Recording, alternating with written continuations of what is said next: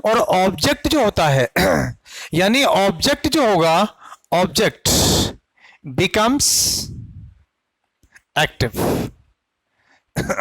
मतलब मैं ये कह सकता हूं कि the sentence in which subject is passive and object is active, that is called the passive. वे वाक्य जिनमें कर्ता तो निष्क्रिय होता है, यानी कर्ता की प्रधानता नहीं होती है, कर्म की प्रधानता होती है। अब कर्म की प्रधानता से मतलब यह है कि यदि क्रिया सब्जेक्ट के साथ एग्री हो रही है, यदि क्रिया सब्जेक्ट के साथ एग्री हो रही है, इसका मतलब सब्जेक्ट उसके अंदर एक्टिव होगा, सक्रिय होगा, तो उसे एक्टिव वॉइस कहेंगे।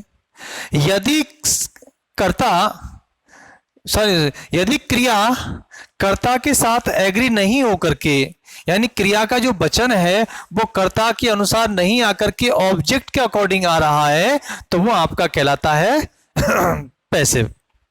जैसे एक्टिव की बात करें, इसके जस्ट अपोजिट होता है एक्टिव। एक्टिव क्या होगा? एक्टिव में जो सब्जेक्ट होता है, सब्जेक्ट जो होगा वो सब्जेक्ट बिकम्स एक्टिव, यानी इसमें कर्ता जो होगा वो एक्टिव होगा, जबकि इसके अंदर जो ऑब्जेक्ट होगा वो ऑब्जेक्ट बिकम्स पैसिव।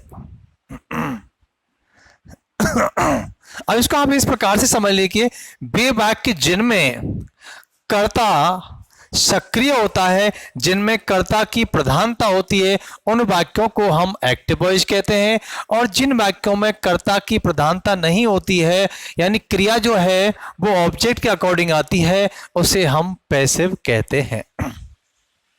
अब एक उदाहरण देखिए, जैसे मैंने कहा he is writing a poem. अब यदि देखा जाए तो यहां जो क्रिया आ रही है, इज आया है, या मैं जो राइटिंग की बात कर रहा हूं ये क्रिया ही के अनुसार आ रही है, यानी सब्जेक्ट आपका ही है, और यहां इज जो आया है वो ही के अकॉर्डिंग आया है, इसलिए ही आपका एक्टिव हो गया, यानी कर्ता कैसा है यहां पर? एक्टिव। अब देखो, यदि इसी चीज को मैं ऐसे कह दूं, ए पोएम इज अब पोएम की जगह हम राइटिंग पोइम्स कर देता हूं, मान लो मैं, ठीक है। अब यहां पर हमने लिया है इसको, poems are being written by him. अब बच्चे इस क्लास में, इस सेंटेंस में हम देख रहे हैं कि पोएम्स जो है वो कर्ता बन, यानी ये ऑब्जेक्ट था और ऑब्जेक्ट को हमने कर्ता बना लिया। अब यहां जो सहायक क्रिया आ रही है वो पोएम के अकॉर्डिंग आ रही है, हिम के अकॉर्डिंग नहीं आ रही। क्यों? काम करने वाला कौन है इसके अंदर? तो काम करने वाला तो ही है, हिम है। तो यहां पर जो पोइम्स जो है, यानी ऑब्जेक्ट जो है वो सक्रिय हो रहा है, और ऐसा वाक्य कहलाता है पैसिव का। तो ये इसकी डेफिनेशन की बात थी। अब सबसे महत्वपूर्ण बात यह है कि पैसिव को किस प्रकार से ट्रांसफॉर्म किया जाए। चलिए, तो सबसे पहले मैं ट्रांसफॉर्म की बात करता हूं। अब थोड़ा सा कंसेप्चुअल चीजों को समझ लीजिएगा कि पैसिव बनाने के नियम क्या हैं। ठीक है। तो सबसे पहले अपन बात करेंगे रूल्स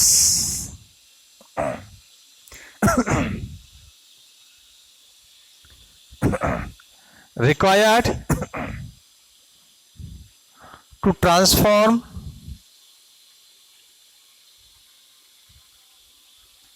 passive।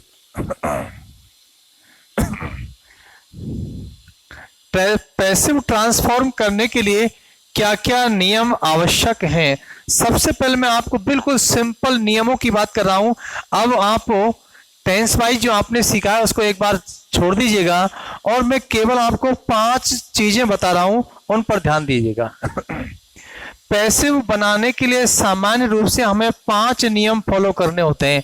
फर्स्ट चीज, और सीक्वेंस भी ध्यान रखना है, यही क्रम रहेगा। पहला नियम होता है कि सब्जेक्ट ऑब्जेक्ट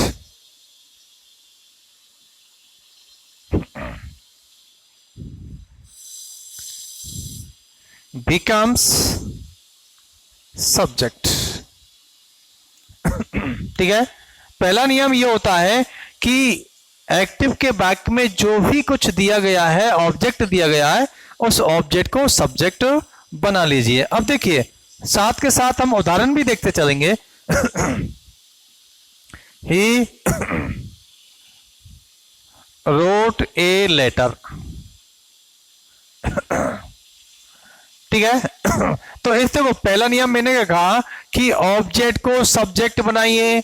इस वाक्य में हम देख रहे हैं कि ये ऑब्जेक्ट है, इसको हमने सब्जेक्ट बना लिया, ए लेटर। क्लियर है? अब मैं दूसरा नियम लिख रहा हूं कि जो एच बी होगी, एच बी यानी helping verb, helping verb remains as it. ठीक है, it takes necessary change according to the number of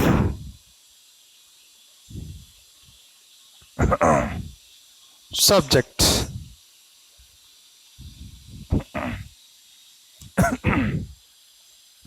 देखिए बच्चों, मैंने क्या लिखा है कि सेकंड जो इसका नियम होता है कि सहायक क्रिया यथावत रहती है यदि सेंटेंस के अंदर, एक्टिव के बैक के अंदर कोई सहायक क्रिया दी गई है तो इट रिमेन्स एज इट, इसमें कोई परिवर्तन नहीं किया जाता है, एज इट रखी जाती है। यदि कोई सहायक क्रिया दी गई है तो उसमें कोई परिवर्तन नहीं करते हैं, और नहीं दी गई है तो कोई बात ही नहीं है। यदि सहायक क्रिया दी गई है तो उसमें कोई परिवर्तन नहीं किया जाता है, बस थोड़ा परिवर्तन किया जाता है। क्या कि यदि कर्ता बदल गया है तो कर्ता के वचन के अनुसार उस सहायक क्रिया में आवश्यक परिवर्तन कर लेते हैं। मैंने कहा कि रिक्वायर्ड यानी नेसेसरी जो चेंज होता है, नेसेसरी चेंज से मतलब है कि मैंने ये कहा, मैं देखिए सेंटेंस में मैंने लिखा, इसको ऐसे कीजिए, I am writing a letter. ठीक है, अब सहायक क्रिया का नियम देखते हैं। तो हमने पहला नियम लगाया कि ऑब्जेक्ट को आपने सब्जेक्ट बना लिया तो ए लेटर। दूसरा नियम सहायक क्रिया का, यदि कोई सहायक क्रिया है, if helping verb is given it takes no change, इसमें कोई परिवर्तन नहीं होता है, एज इट रहती है। लेकिन कर्ता का यदि वचन बदल गया है तो उसके अनुसार आवश्यक परिवर्तन कर लेते हैं, टेक्स नेसेसरी चेंज, इसमें आवश्यक परिवर्तन किया जाता है। किसके अकॉर्डिंग? सब्जेक्ट के अकॉर्डिंग। जैसे यहां पर आई सब्जेक्ट था तो मैंने एम लिखा, लेकिन अब सब्जेक्ट कौन बनेगा? ए लेटर, तो इसके अकॉर्डिंग जो परिवर्तन होगा वो एज हो जाएगा। हमने सहायक क्रिया को बदला नहीं है, सहायक क्रिया अपनी वही है, लेकिन केवल कर्ता बदलने के कारण हमने सहायक क्रिया का फॉर्म चेंज कर दिया है। ठीक है। तो दूसरा नियम, यदि, दोबारा से सुन लीजिए, सहायक क्रिया का नियम होता है सहायक क्रिया यथावत रहती है, जो भी सहायक क्रिया दी गई हो उसे यथावत रखते हैं। यदि कर्ता का वचन बदल गया हो तो कर्ता के वचन के अनुसार सहायक क्रिया में आवश्यक परिवर्तन कर लेते हैं। मान लो यहां पर हैव होता, ठीक है, और कर्ता हमारा ए लेटर होता तो यहां हैव की जगह हम हैज कर देते। यानी इस प्रकार का जो वचन संबंधी परिवर्तन होता है उसे हम कर लेते हैं। अब आ जाइए तीसरे नियम पर, और तीसरा नियम कह रहा है कि यूज बी वर्ब, यानी बी वर्ब का प्रयोग करते हैं।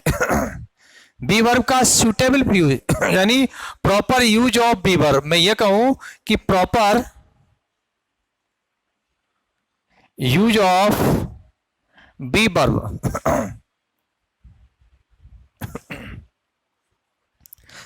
किसके अकॉर्डिंग होगा? ये according to the form of main verb. अब इसको समझ लीजिएगा, जिन बच्चों ने इन कॉन्सेप्ट को समझ रखा है पैसे बहुत आसान बन जाएगा आपके लिए। मैंने कहा कि बी क्रिया का फॉर्म लगाते हैं। पहले तो बी क्रिया को समझ लीजिएगा। तो मैंने आपको बी क्रिया पढ़ाई हुई है, आप हेल्पिंग वर्ब के वीडियो में आप देखेंगे कि वहां आपने बी वर्ब पढ़ी है, और हमने पढ़ा कि बी का जो फर्स्ट फॉर्म बनता है वो ए जो एम आर बनता है। सेकंड फॉर्म हम बनाते हैं तो बॉज या बर बनाते हैं, और थर्ड फॉर्म जो बनता है हमारा बीन बनता है, और यदि हम आईएनजी फॉर्म बनाएंगे तो बीइंग बनेगा। क्लियर है? तो अब मैंने ये कहा कि तीसरा नियम जो होता है, पहला नियम आपने ऑब्जेक्ट का नियम लगाया, दूसरा नियम आपका सहायक क्रिया का नियम, तीसरा नियम कह रहा है आपका बी वर्ब का नियम, कि बी क्रिया का उचित रूप लगाते हैं, यानी उसका प्रॉपर यूज करते हैं। किस प्रकार से? अब प्रॉपर यूज से मतलब क्या है कि हमें यह देखना है, यानी बी क्रिया का प्रयोग मुख्य क्रिया के अनुसार होता है, यानी एक्टिव के वाक्य में मुख्य क्रिया का जो भी फॉर्म दिया गया हो, ठीक है, मुख्य क्रिया का यदि फर्स्ट फॉर्म दिया गया है तो एजेएमआर में से लगेगा, यदि मुख्य क्रिया की सेकंड फॉर्म आ रही है तो वॉज वर्ब में से लगेगा, यदि मुख्य क्रिया की तीसरी फॉर्म है तो बीन लगेगा, और यदि मुख्य क्रिया का आईएनजी फॉर्म है तो बीइंग लगेगा। क्लियर? यानी मुख्य क्रिया की फॉर्म के अनुसार बी क्रिया का उचित रूप लगाते हैं। तो क्लियर हो गया होगा? तो यहां पर मैं बात कर रहा हूं, राइटिंग आ रहा है, तो अब बताइए बी क्रिया का कौन सा फॉर्म आना चाहिए? बीइंग आएगा। ठीक है? तो तीसरा नियम हो गया, यानी बी क्रिया का उचित रूप किसके अकॉर्डिंग? मुख्य क्रिया के अनुसार। मुख्य क्रिया का जो भी फॉर्म दिया गया है वही फॉर्म बी क्रिया का लगा देते हैं। ठीक है? चौथा नियम कह रहा है कि मुख्य क्रिया की एमबी यानी थर्ड फॉर्म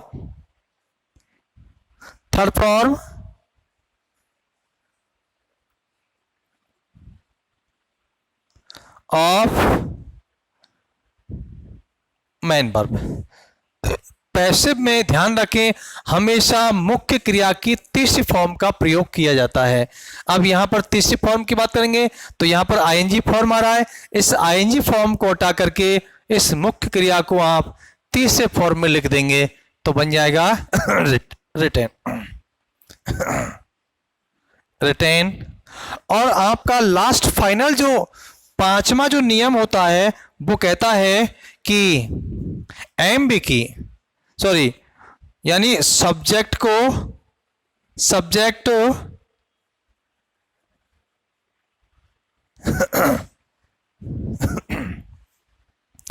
रिप्लेस ऑब्जेक्ट, यानी सब्जेक्ट को विद बाई प्रीपोजिशन,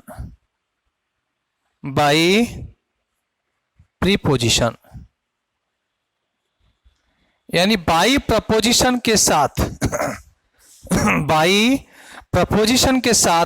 ऑब्जेक्ट जो होगा वो ऑब्जेक्ट के स्थान पर आ जाता है। क्लियर? तो अब यहां पर देख लीजिए ऑब्जेक्ट कौन है? ऑब्जेक्ट ये लेटर है। ठीक है? तो सब्जेक्ट जो होगा वो कहां आ जाएगा? ऑब्जेक्ट के स्थान पर। ये सब्जेक्ट है और बाई लगाया, और बाई लगा करके इसे ऑब्जेक्ट के स्थान पर लिखेंगे। अब देखो सामान्य सी बात है, आई जो है ये तो आपका कर्ता कारक है, ये सब्जेक्टिव केस है। जब सब्जेक्टिव केस ऑब्जेक्ट की जगह पे जाएगा तो ये ऑब्जेक्टिव केस में जाएगा, यानी आई का ऑब्जेक्ट क्या बनेगा? मी। तो यदि प्रोनाउन आया हुआ हो यदि हम ये कह सकते हैं कि आप नोट के करके लिख सकते हैं कि if the subject is some pronoun it will become object, ये ऑब्जेक्ट बन जाएगा। ठीक है? जब ये कोई प्रोनाउन के रूप में कोई सब्जेक्ट आ रहा है उसे ऑब्जेक्ट की जगह पर रखेंगे तो उसे हम ऑब्जेक्टिव केस में ही रखते हैं। क्लियर? तो ये पैसिव बनाने के आपके केवल ये 5 नियम हैं। जिन्होंने इन 5 नियमों को समझ रखा है पैसिव उनके लिए बहुत आसान बन जाएगा। चलिए अब एग्जाम्पल हम देखते हैं। ठीक है? अब मैं प्रत्येक एग्जाम्पल देखता हूं एक एक करके। सी हैज कुक्ड फूड, ठीक है। अब देखिए बनाइए, पहला नियम कह रहा है कि ऑब्जेक्ट को सब्जेक्ट बनाइए, ऑब्जेक्ट हो गया आपका ये फूड, ठीक है। सेकंड कह रहा है सहायक क्रिया का नियम होता है, सहायक क्रिया का नियम होता है कि सहायक क्रिया जो भी दी गई हो उसे यथावत रखेंगे, उसमें कोई परिवर्तन नहीं किया जाता है। यदि कर्ता का वचन बदल रहा होता है तो उसके अकॉर्डिंग जो सामान्य जो परिवर्तन है, जो रिक्वायर्ड परिवर्तन है उसको करते हैं। तो यहां हैज की जगह पर हैज ही होगा, फूड हैज, ठीक है। अब देखिए यहां कर्ता एक वचन है, फूड भी अनकाउंटेबल नाउन है तो सिंगुलर नंबर की वर्ब आएगी, है सहायक क्रिया में कोई परिवर्तन। तीसरे नियम पर आ जाइए। तीसरा नियम कह रहा है बी क्रिया का प्रयोग करना है। अब देखिए मुख्य क्रिया की कौन सी फॉर्म आ रही है, मैंने कहा मुख्य क्रिया की जो फॉर्म दी गई हो वही फॉर्म बी क्रिया का लगा देते हैं। तो यहां थर्ड फॉर्म है तो बी क्रिया की तीसरी फॉर्म आएगी बीन, ठीक है। और चौथा नियम कह रहा है कि मुख्य क्रिया की तीसरी फॉर्म आएगी तो यहां पर तीसरी फॉर्म भी उसकी यही बनेगी, ठीक है। और बाई से कर्ता जोड़ दीजिए हर, क्लियर। और देखिए दे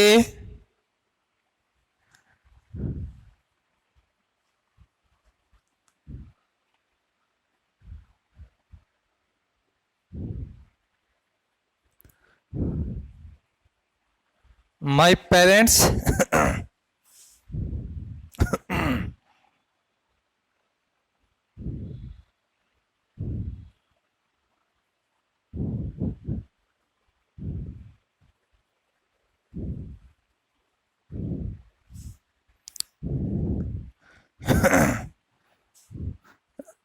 देखिए my parents give जो some food to him give आएगा, ठीक है। अभी देखिए बिल्कुल सिंपल की बात कर रहा हूं, तो यहां पर करता है my parents some food to him, ठीक है। अब बना लीजिएगा सम फूड, ठीक है। अब देखिए सहायक क्रिया, देखिए क्या कोई सहायक क्रिया दी गई है, तो यहां पर कोई भी सहायक क्रिया नहीं दी गई है तो कोई बात नहीं। यदि सहायक क्रिया दी गई हो तो हमें सहायक क्रिया यथावत रखनी होती है। अब यहां पर कोई सहायक क्रिया नहीं है, अब सहायक क्रिया नहीं है तो हमें देखना है कि तीसरे नियम पर आ जाओ। तीसरा नियम कह रहा है बी क्रिया का, तो देखिए यहां पर मुख्य क्रिया की कौन सी फॉर्म आ रही है, मुख्य क्रिया की फर्स्ट फॉर्म है तो बी क्रिया की फर्स्ट फॉर्म यूज करेंगे। अब देखिए बी क्रिया की फर्स्ट फॉर्म क्या होगी, एज एम आर, तो सम फूड, और इसके अकॉर्डिंग आपको क्रिया लगानी है एज गिवन, मुख्य क्रिया की तीसरी फॉर्म आ जाएगी by my parents to him.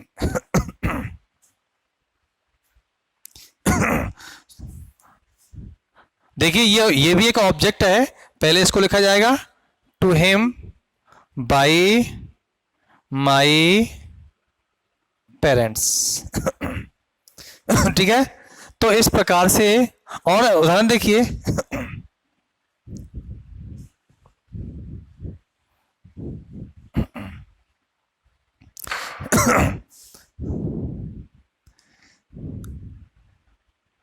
I help my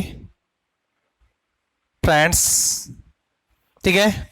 अब बनाइएगा, यहां से ले आएंगे माई फ्रेंड माई फ्रेंड्स, ठीक है। अब सहायक क्रिया का नियम लगाइए, सहायक क्रिया कोई नहीं है तो सीधे बी क्रिया के नियम पर आ जाइए। बी क्रिया का नियम जब लगाएंगे तो मुख्य क्रिया कौन से फॉर्म में आ रही है, हेल्प फर्स्ट फॉर्म है, फर्स्ट फॉर्म है तो बी क्रिया का फर्स्ट फॉर्म लगेगा माई फ्रेंड्स, अब फर्स्ट फॉर्म क्या बनती है, एज एम आर, ठीक है एज एम आर बनेगी, तो माई फ्रेंड्स के अनुसार यहां पर क्या आना चाहिए, आर, और मुख्य क्रिया की तीसरी फॉर्म हेल्प बाई मी। और चलिए आगे और उदाहरण देखते हैं।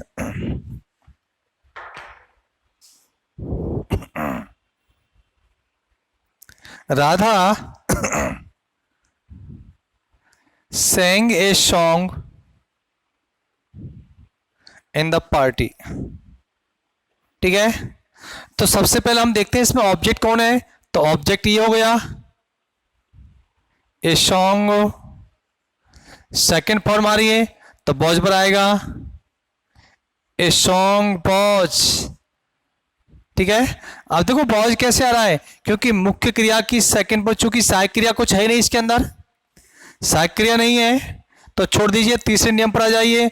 तीसरा नियम कह रहा है कि बी क्रिया की तीसरी फॉर्म लगाते हैं।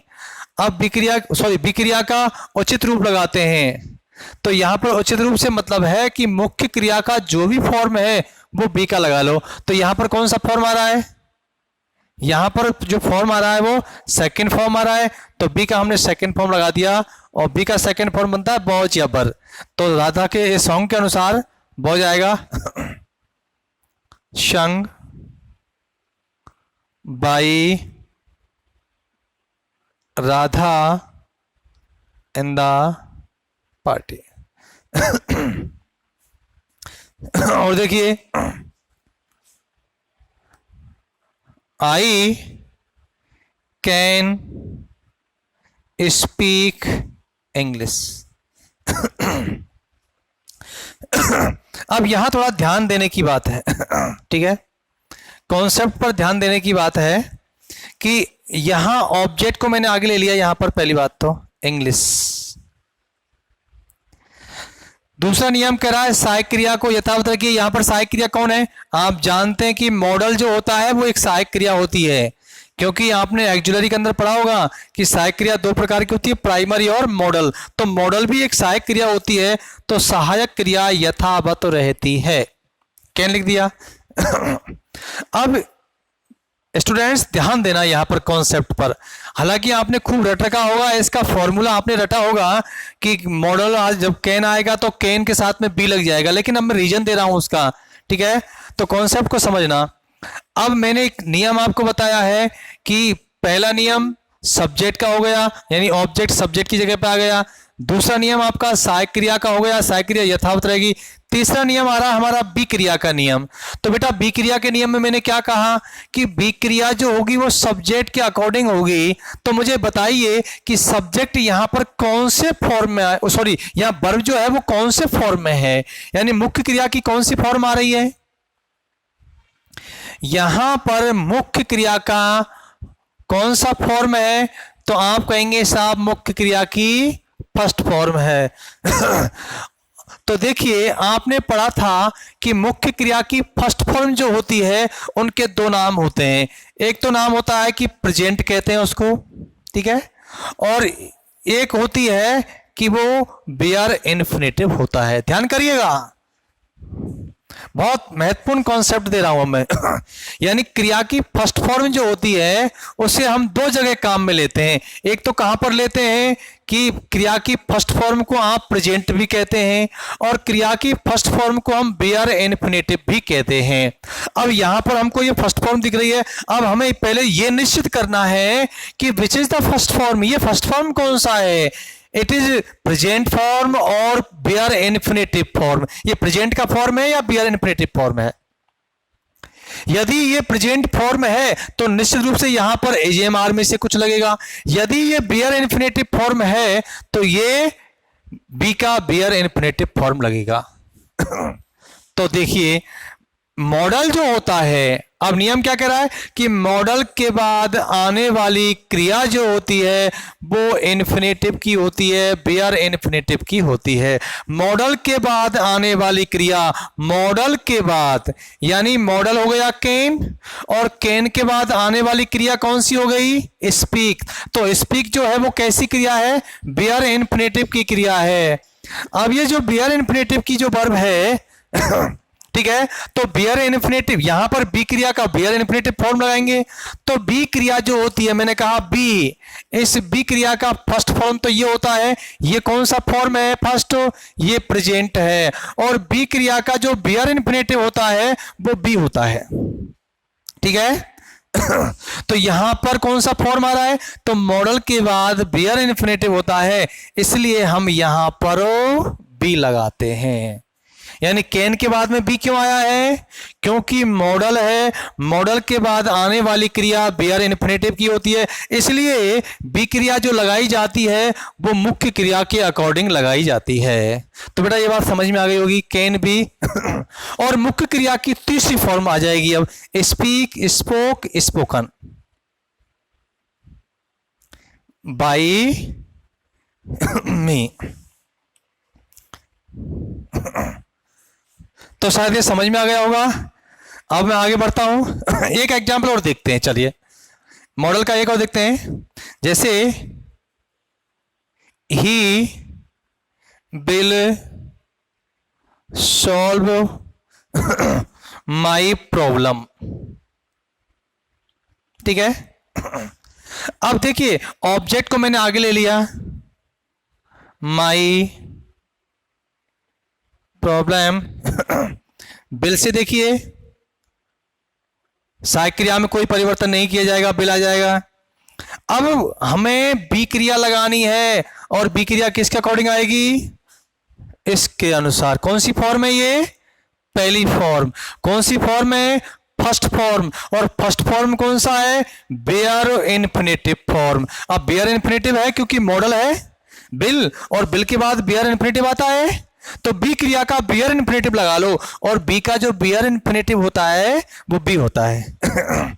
Will be solve by him. और इस प्रकार से इस क्वेश्चन को हम सॉल्व कर देते हैं। तो ये आपकी एक सामान्य चीज परिचय था पैसिव का, किस प्रकार से सामान्य जो पैसिव होते हैं, ये 5 नियम होते हैं, इनके अकॉर्डिंग हम पैसिव बना सकते हैं। अब कुछ और इसके जो कॉन्सेप्ट हैं, अलग प्रकार के कुछ वाक्य होते हैं, उनका पैसिव किस प्रकार से बनाया जाएगा।